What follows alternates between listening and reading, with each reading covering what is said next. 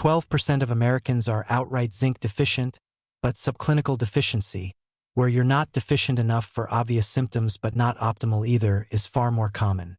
Zinc is involved in hundreds of enzymatic processes: immune function, wound healing, protein synthesis, and DNA synthesis. Yet it's one of the most overlooked nutrients in standard medical practice, rarely tested even in people with obvious risk factors. Certain populations face dramatically higher deficiency risk. Vegetarians and vegans top the list because plant foods contain phytates that bind zinc and prevent absorption. You might be consuming adequate zinc on paper, but if it's all from beans and whole grains, you're absorbing only a fraction of it. Athletes lose zinc through sweat, and the losses can be substantial during intense training. Elderly people have reduced absorption efficiency and often inadequate intake. Chronic dieters restricting calories frequently don't meet zinc requirements. Food sources matter enormously, and bioavailability varies more than with almost any other nutrient. Oysters are absurdly high in zinc. A single 3-ounce serving provides 500% of your daily needs. Obviously, most people aren't eating oysters regularly. Red meat and poultry provide highly bioavailable zinc. Plant sources like beans, nuts, and seeds contain zinc, but the phytate content means you're absorbing perhaps 20 to 30% compared to 50 to 60% from animal sources. Improving zinc absorption from plant sources is possible with preparation techniques. Soaking beans overnight and discarding the soaking water reduces phytates. Sprouting and fermenting grains and legumes also reduce phytates and improve mineral bioavailability. Combining plant zinc sources with animal protein in the same meal improves absorption. That's one reason why traditional food combinations, like beans and meat in chili, are nutritionally intelligent. Supplementation becomes necessary for many people, particularly vegetarians, the elderly, and those with absorption issues. Zinc forms vary in bioavailability.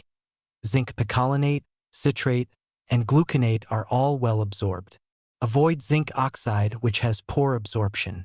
Dosing matters: 15 to 30 milligrams daily for maintenance, higher doses up to 40 or 50 milligrams short-term for acute illness. Timing also matters.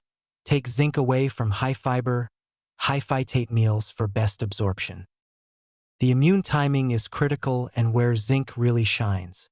Research consistently shows that zinc lozenges started within 24 hours of cold or flu symptom onset reduce duration and severity. The mechanism involves zinc's direct antiviral effects in the throat and upper respiratory tract, which is why lozenges that dissolve slowly in the mouth work better than pills you swallow. Once you're several days into illness, starting zinc is less effective. The window matters. Zinc and taste perception are intimately connected. Zinc deficiency causes hypojugia, reduced ability to taste food. This creates a vicious cycle where food tastes bland, people eat less, and deficiency worsens. Zinc supplementation can restore taste in deficient individuals.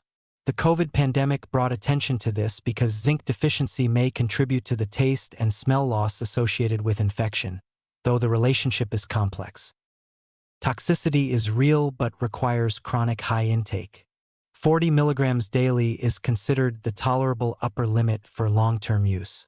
Chronic intake above this level causes copper deficiency by competing for absorption, which can lead to anemia and neurological problems.